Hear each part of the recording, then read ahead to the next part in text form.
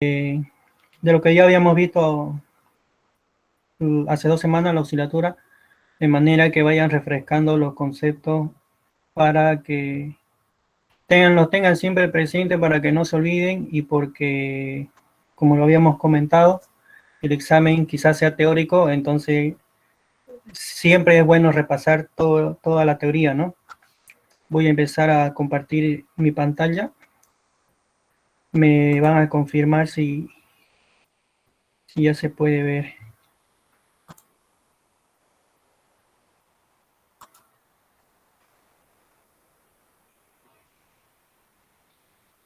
¿Están viendo? Sí, se ve. Ok. Por hoy lo voy a dejar así. Pasa que en la anterior clase muchos han querido entrar y en modo presentación se me dificulta ver. Varios quedaron fuera, entonces lo vamos a mantener así. ¿Se ve bien? Se lee bien, ¿no? Bueno, espero que sí. Eh, eh,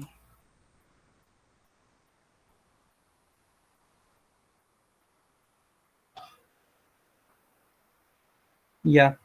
Bueno, vamos a empezar primero recordando qué definíamos por fundación. Decíamos que es una parte de la estructura que siempre está en contacto directo con el suelo y transmite todo el tiempo cargas provenientes de la estructura hacia ella. Es una conexión que existe entre la estructura y el suelo. También podríamos decir que es un punto intermedio entre lo estructural y la mecánica de suelo. Estas fundaciones se dividen en dos clases: fundaciones directas o superficiales, que son representadas por las zapatas o losas de fundación, y las fundaciones indirectas o profundas, que son los pilotes. En fundaciones superficiales,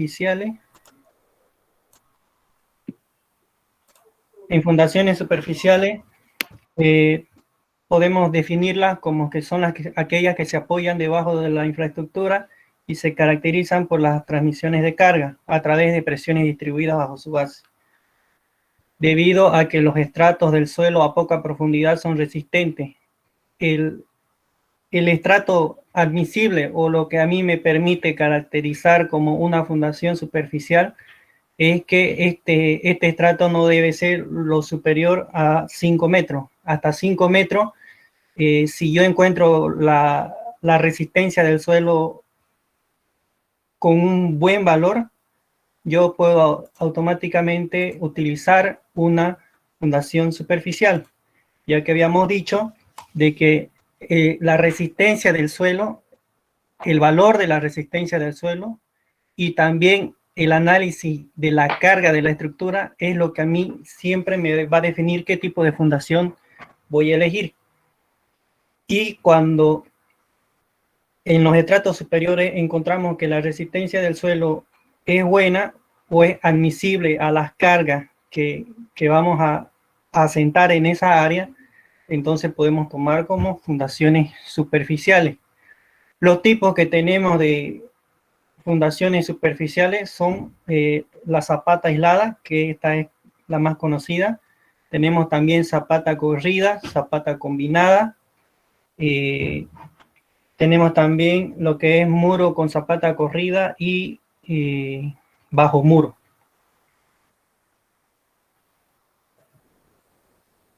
Para entrar directamente a lo que son zapatas, las zapatas son los elementos de fundación que son ejecutados en hormigón armado de una altura reducida en relación con las dimensiones de la base y se caracterizan por trabajar a flexión. Cuando las zapatas deben soportar un pilar, como vemos en este ejemplo de acá, podemos decir que la misma es aislada. Cuando la zapata comienza a soportar dos pilares, decimos que es combinada, y si soporta más de dos pilares, son llamadas continua bajo pilares o continua bajo muro. Continua bajo muro va a ser cuando esta distancia entre columna y columna sea infinitamente pequeña. Por lo tanto, voy a hacer directamente una zapata continua o corrida para sostener lo que es esta fila de columnas o directamente un muro. Ahora sí, aquí vamos a entrar ya más despacio. Habíamos quedado también que íbamos a hacer un repaso de lo que es la unidad 5. La unidad 5 habla directamente de lo que es la capacidad resistente del suelo. Nosotros habíamos dicho en la anterior clase que el suelo no es apto para resistir las tracciones, pero sí es capaz de soportar limitadas compresiones y también esfuerzos cortantes. Si las magnitudes de estas compresiones se aumentan de manera considerable, va a ocurrir una falla por corte. En alguna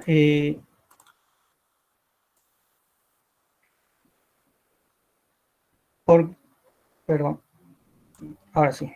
Entonces, habíamos dicho de que la falla que va a ocurrir en el suelo es por corte, ¿no? La capacidad resistente del suelo está íntimamente asociada a su capacidad de soportar corte, lo cual se evidencia por su resistencia al deslizamiento en algún plano dentro de la masa del suelo. Podemos decir también que el comportamiento de la deformación del suelo va a ser lineal solo para solicitaciones de pequeña magnitud. Entrando directo a lo que es los estados tensionales del suelo, tenemos que si se analiza un cubo elemental de suelo que soporta un estado tensional triaxial y se aplica un incremento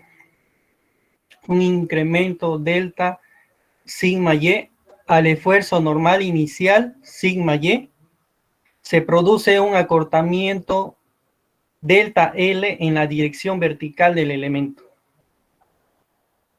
Este gráfico no es algo nuevo, es algo que ya hemos visto en resistencia de materiales. En esta parte lo vamos a aplicar directamente a lo que es el suelo. Entonces tenemos que aquí hay un incremento al esfuerzo normal inicial que me produce un acortamiento L.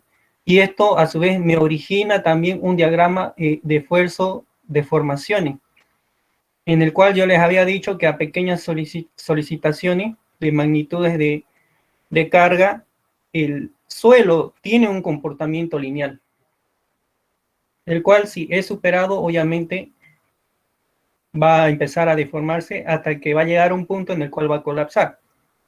De estas relaciones podemos deducir las siguientes ecuaciones. Esta de aquí, que está en una relación en función de la deformación delta L con respecto a la longitud de este elemento diferencial, que me origina lo que es el módulo de elasticidad longitudinal, que está representado por esta relación. Este valor no es constante, siempre va a depender del régimen de lo que es los esfuerzos, el régimen de esfuerzo y también del tipo de suelo. Este acortamiento delta L produce deformaciones laterales en EX y en EY. Por lo tanto, de esas deformaciones yo deduzco lo que es el coeficiente de Poisson. O también puedo representar esta ecuación, esta relación, por lo que se conoce como el módulo de Poisson, que es la inversa del coeficiente de Poisson, el cual este valor de mu, que es la relación de la deformación lateral sobre la deformación axial directa, este valor de mu para los suelos está comprendido entre los valores de 0,25 y 0,40.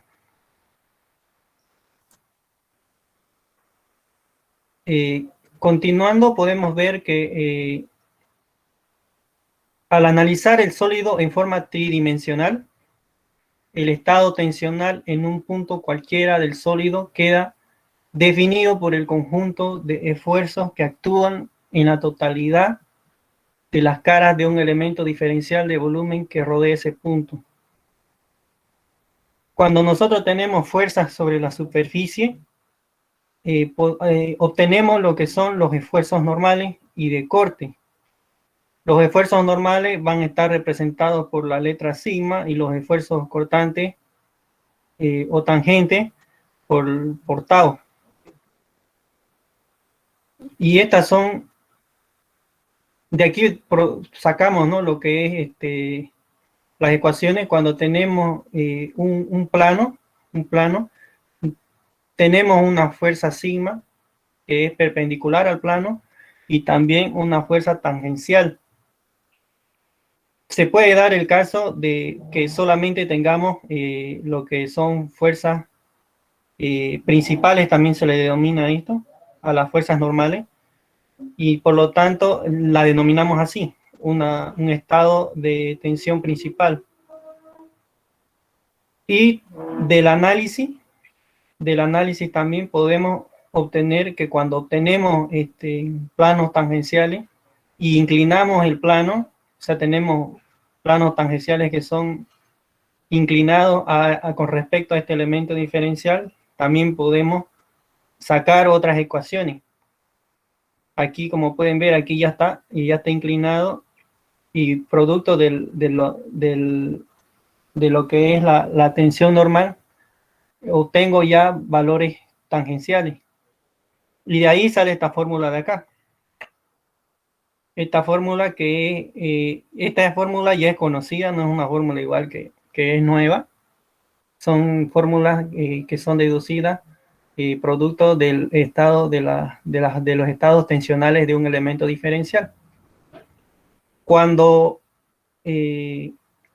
este tau sea igual a 0, vamos a hablar, entonces, habíamos dicho de que estamos hablando de esfuerzos principales. Podemos también deducir o aclarar, ¿no?, que hay estados de esfuerzos mayores, principales mayores y principales menores. El estado principal mayor va a ser el sigma 1, el menor va a ser sigma 3. Así como también vamos a tener esfuerzos tangenciales máximos y mínimos. ¿Qué hacemos con todo esto? ¿Para qué nos sirve? Para que mediante la circunferencia de Mohr podamos representar todas las combinaciones posibles de lo que son los esfuerzos normales y cortantes en un determinado punto del sólido. Esta circunferencia de Mohr a mí me va a permitir calcular, más adelante vamos a ver un ejercicio, nos va a permitir determinar cuáles son los estados tensionales máximos y mínimos en cada una de las caras de este elemento diferencial. Como podemos ver aquí, este es un gráfico que ya es conocido. Este es la forma de hacer este círculo de Mohr, y ya lo hemos visto en lo que es la materia de resistencia de materiales. Y este es un estado tridimensional de lo que es el círculo, la circunferencia de Mohr, en el cual, digamos, están representados lo que es los estados tensionales para cada una de las caras, y el cual este diagrama de fondo que ven de barra representan los esfuerzos combinados.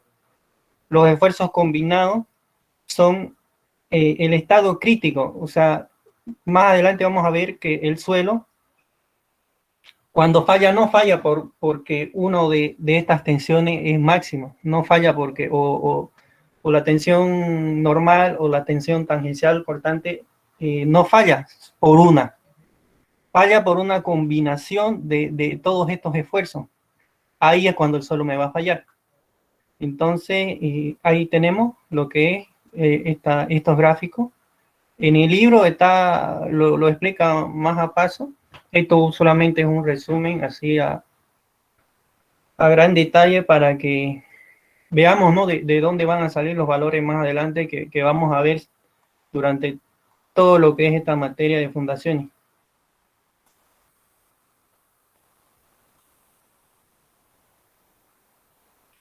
Aquí hay un ejemplo en el cual decimos que se conoce que los esfuerzos principales ya tenemos valores. El valor de sigma 1 es 4.6 y el valor de sigma 3 es 1,8. Este habíamos dicho que es el estado principal máximo y este el estado principal mínimo. En un punto de la masa de una muestra de suelo.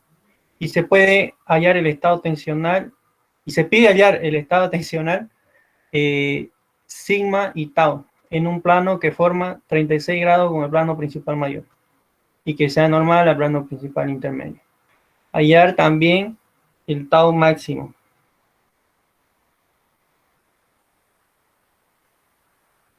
Entonces tenemos estas fórmulas son las que ya se dedujo en la anterior diapositiva y lo único que hago es reemplazar. Esto a mí me va a dar lo que es este valor de 3,63 es el valor de sigma tau que me va a significar el estado tensional normal. El estado tensional de corte o tangencial, lo mismo, reemplazo en la fórmula, ahí tenemos 4.6, 1 menos 1,8 entre 2, entre seno de 2 veces alfa es la fórmula, en este caso es coseno, aquí es seno, y el valor es de este 1,33. Ahora, este tau máximo, no les había explicado esto de que, por ejemplo, cuando yo tenga que el seno de 2 veces alfa, el seno de 2 veces el ángulo sea igual a 1, aquí, cuando esto de aquí, este factor de aquí, me dé igual a 1, o sea, cuando alfa sea o 45 grados o 135 grados, voy a tener lo que es el tau máximo. Entonces, esto al hacerse 1, automáticamente yo solamente calculo esto. De ahí sale lo que es este tau máximo.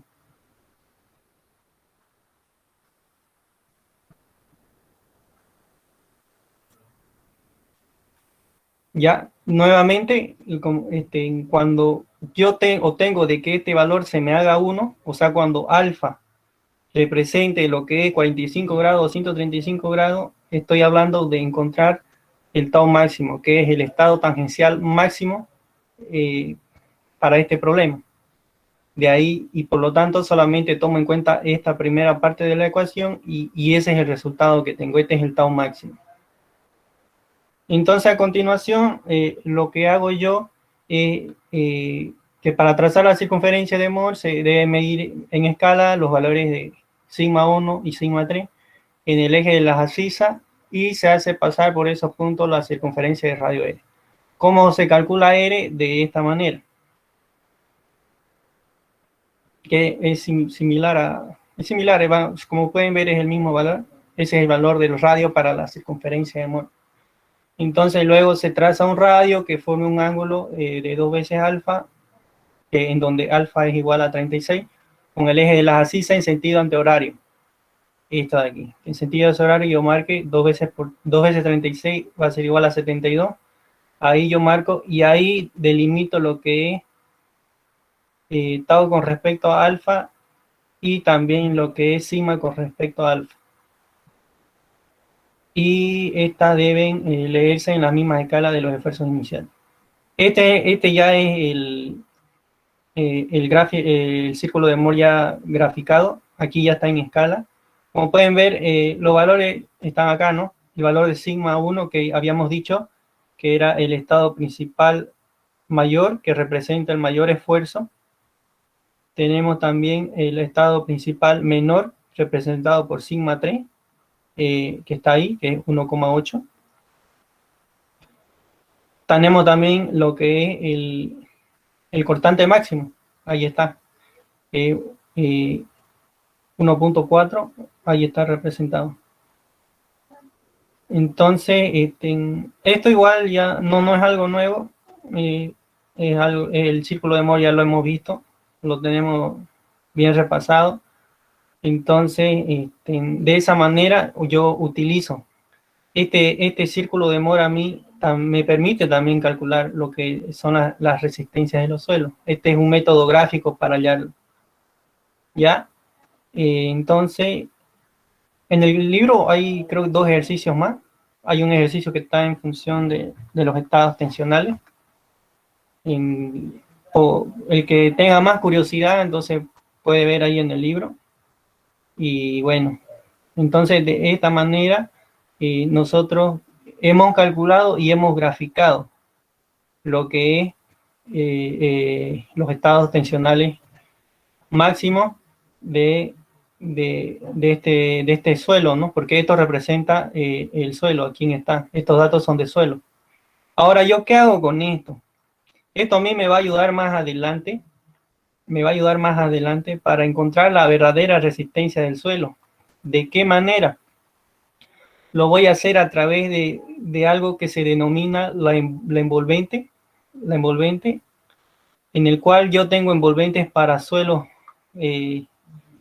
granulares y para suelos cohesivos, ¿no?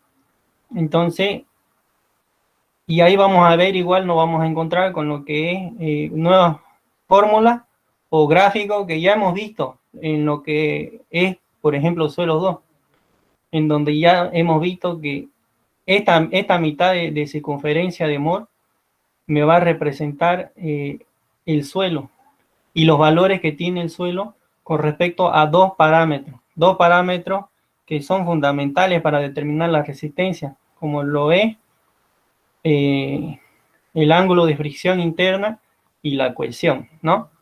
Ya, entonces vamos a seguir. Entonces, ahora sí tenemos el criterio de falla de Mohr-Coulomb.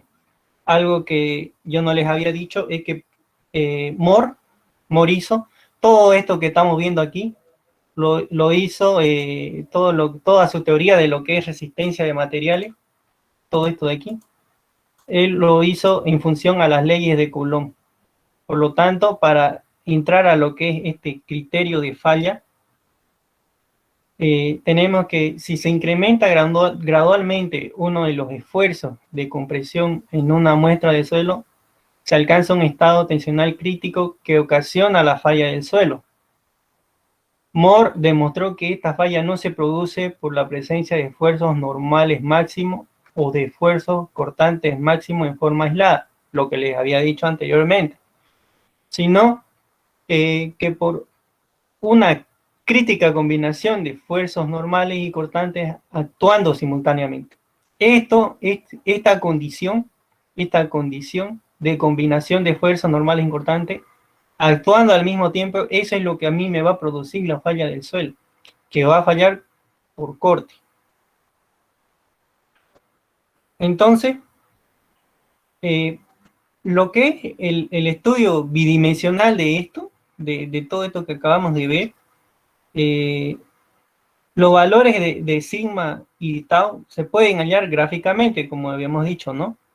Entonces vamos a tener siempre lo que son componentes en tensión normal y cortante para diferentes planos. Y nosotros tenemos estas tres condiciones para aplicar lo que es el criterio de falla de Mohr-Coulomb.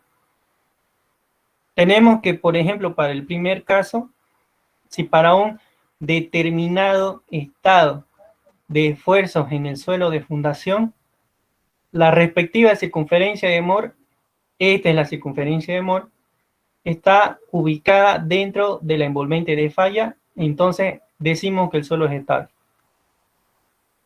Estas tres circunferencias representan tres muestras. Son tres muestras de un mismo tipo de suelo. Son tres muestras diferentes. Entonces, vemos aquí que, por ejemplo, en el primer gráfico,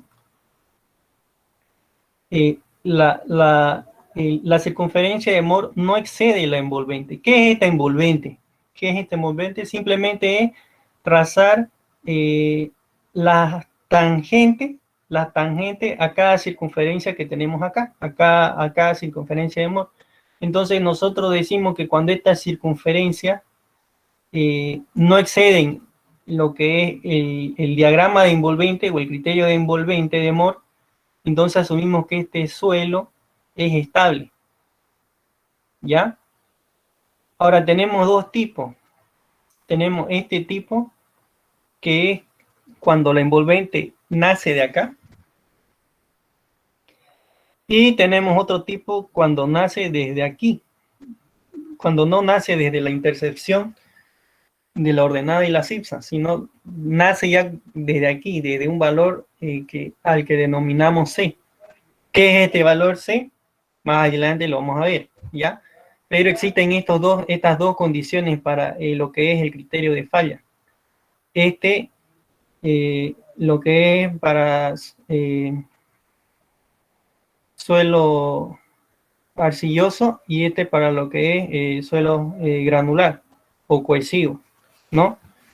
Y ¿qué más tenemos, no? Tenemos también otra condición, que es que si la circunferencia de Mohr resulta tangente a la envolvente de falla, se ha alcanzado la máxima capacidad resistente en algún plano dentro de la masa del suelo. Esa condición la vemos acá. Como vemos acá, hay un punto A completamente tangente a lo que es esta recta de envolvente de falla. Entonces podemos decir que aquí ha alcanzado su máxima capacidad. Estamos hablando de que estamos en el límite. Y por lo tanto, aquí hay una deducción de muchas ecuaciones. Ahí está. El punto A está en la tensión última, en las tensiones últimas. En la tensión, tanto en la normal como en la tangencial, está en la tensión última y está trabajando al límite. Y finalmente podemos decir que no es posible hallar una condición de equilibrio en el suelo que se analiza si al estado de fuerzas al que se haya sometido le corresponde una circunferencia de Mohr que intersecta la envolvente de falla. Pues en ese caso el suelo ya habría colapsado. Eso quiere decir que esta circunferencia de Mohr no puede estar por encima de este criterio de falla que tenemos, porque automáticamente ahí el suelo ya ha colapsado. Entonces, en lo que es la unidad 5, de todo esto, en lo que es el criterio de falla de Mohr-Coulomb, a nosotros nos permite escribir la siguiente expresión, en donde tenemos que la tensión última tangencial es igual a la capacidad última, la capacidad normal última, multiplicada por la tangente de phi, en donde este phi que tenemos acá representa el ángulo, este es el ángulo de la fricción interna. Si recuerdan solo dos, esta fórmula la hemos visto ahí, para los que han visto todo lo que son los ensayos de corte. Esta está ahí. Esta es la fórmula, y ese valor de phi es el que nos representa eso. Entonces, este es el ángulo de fricción interna, y conjuntamente la tangente tenemos el coeficiente de fricción.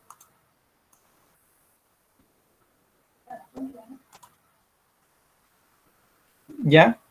Ahora, esta fórmula de aquí arriba, esta fórmula de aquí responde a este caso de acá, al de acá.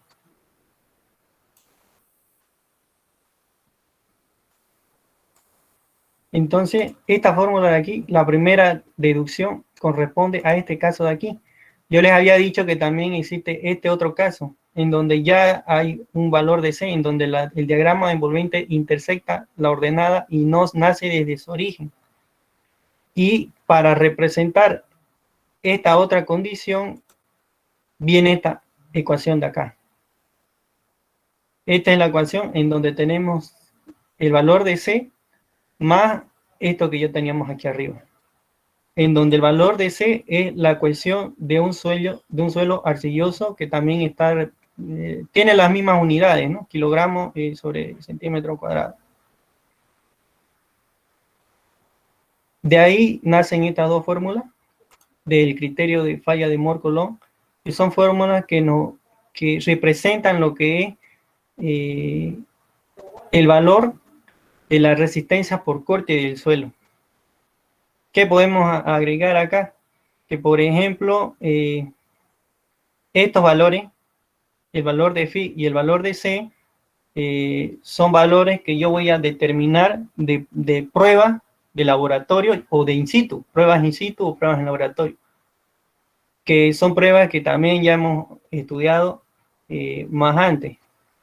También podemos decir que cuando la ecuación sea igual a 0, automáticamente lo que es el coeficiente de fricción va a ser igual a esto de acá. Cuando si tenemos que en un suelo la ecuación es igual a 0, calculamos con esta ecuación el estado máximo. Y si tenemos que el ángulo de fricción interna es igual a 0, entonces automáticamente esto va a ser igual a la ecuación.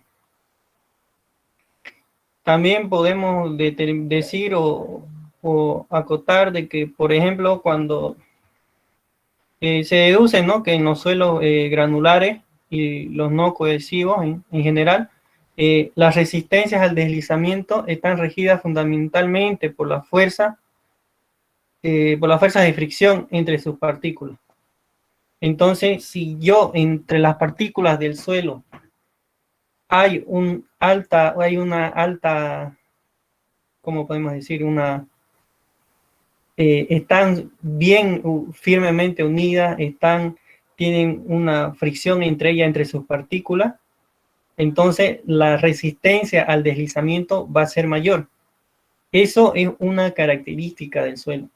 Por eso es que para nosotros determinar lo que es la capacidad cortante del suelo o la capacidad de carga, siempre vamos a tener que hay dos aspectos que gobiernan eso, que son estos dos parámetros: la cohesión,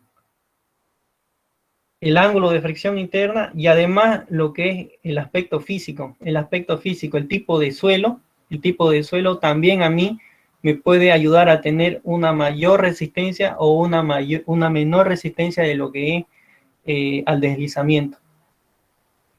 Y bueno, habíamos dicho que estos datos de aquí, lo que es el ángulo de fricción interna y la cohesión, yo la obtengo a través de pruebas que son pruebas de resistencia al corte, la cohesión y la fricción interna. ¿Cuáles son estas pruebas? Son dos tipos de manera que yo puedo determinar. Con pruebas in situ, las pruebas que me ayudan a mí a determinar estos valores son la prueba de la veleta y la prueba de penetración estándar. Y también lo puedo determinar mediante laboratorio. En laboratorio yo tengo pruebas como prueba de compresión 5 final, la prueba de corte directo y la prueba de compresión triaxial. Esos son ensayos que nosotros ya hemos visto en la materia de suelo 2 en laboratorio. Y ahí también hemos visto, ¿no?, estos gráficos. Estos gráficos a nosotros nos ayudan a encontrar valores, ya sea el ángulo de fricción interna o ya sea el estado de resistencia última y todo lo que es, ¿no?, la teoría de suelos 2. ¿Qué más podemos decir? Con esto de aquí, con esta ecuación y esta ecuación, más todo lo que definimos acá, nos va a permitir a nosotros ir directamente a lo que es la teoría de Terzaghi.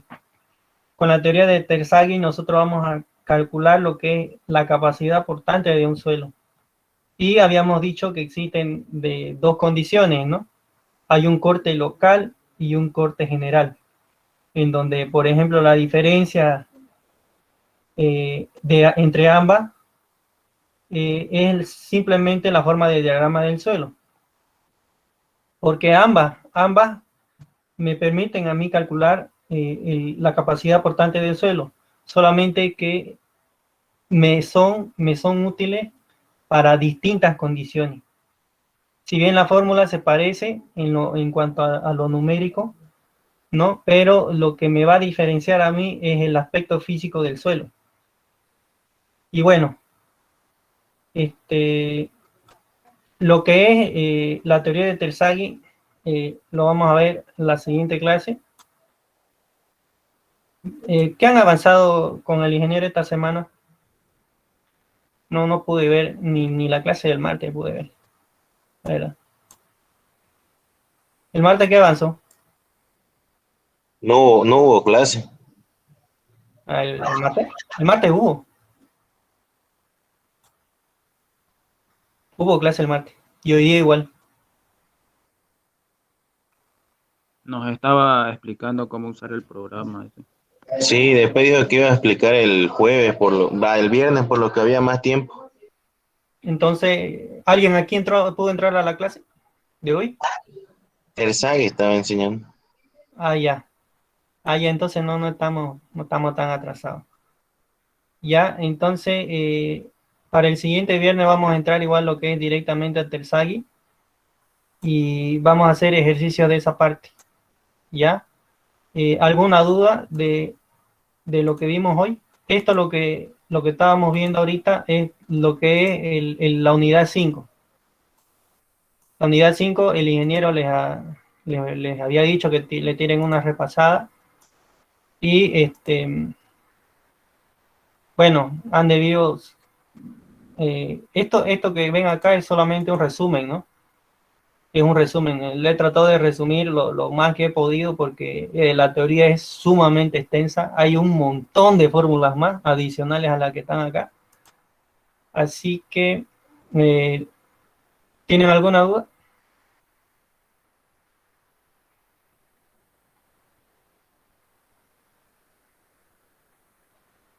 No. No, bueno. Entonces, nos vemos el siguiente viernes. Y esto se los voy a subir al Classroom, porque la anterior diapositiva solamente estaba hasta acá. Ya, entonces esto todo lo que es esto aquí lo voy a subir. Y bueno, nos veríamos el siguiente viernes entonces. Ya, ¿Nos vas a belleza. pasar el Hasta audio? luego. Belleza. Hasta luego. Sí, esto lo voy a subir a Classroom. Hay un Classroom, lo voy a volver a mandar al grupo para que los que no estén se añadan ahí y puedan descargarlo ahí.